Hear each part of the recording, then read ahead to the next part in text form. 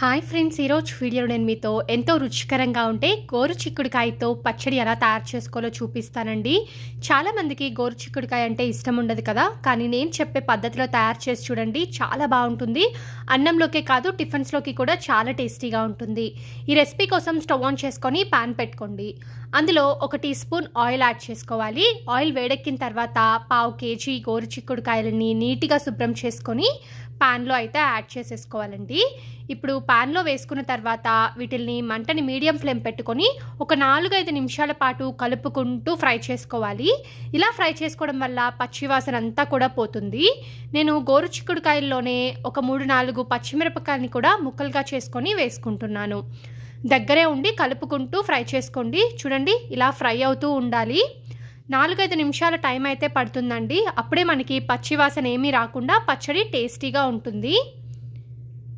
4-5 నిమిషాలకి చూసారు కదండి, గోరు చిక్కుడుకాయలు అయితే బాగా ఫ్రై అయిపోయి ఇలా అయితే మనకి కలర్ చేంజ్ అవుతూ ఉంటాయి. ఇప్పుడు స్టవ్ ఆఫ్ చేసుకొని పక్కన ఉంచుకోండి.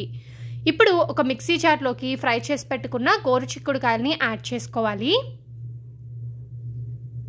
అలాగే కొద్దిగా చింతపండు అయితే వేసుకోండి.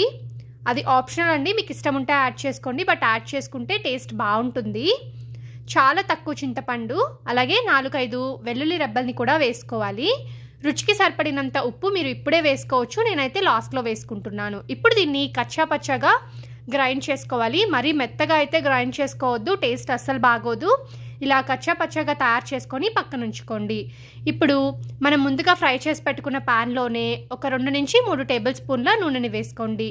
పచ్చడి కాబట్టి నూనె కొంచెం ఎక్కువే పడుతుంది. ఇప్పుడు ఇందులో పోపు దినుసులు అలాగే కరివేపాకుని వేసుకొని ఫ్రై చేసుకోవాలి. ఇవన్నీ బాగా వేగిన తర్వాత మనం ముందుగా ఫ్రై చేసి పెట్టుకున్న గోరు చిక్కుడుకాయల మిశ్రమం ఉంది కదా, ఆ పేస్ట్ వేసుకోవాలి.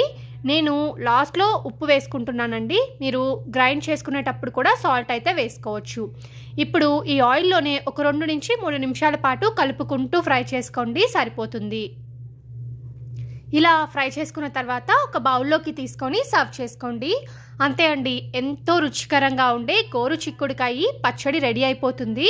ఈ గోరు చిక్కుడుకాయలో ఫోలిక్ యాసిడ్ ఎక్కువగా ఉంటుంది కాబట్టి ఆరోగ్యానికి చాలా మంచిది. నార్మల్గా తినలేని వాళ్ళు ఇలా పచ్చడి చేసుకొని తినండి.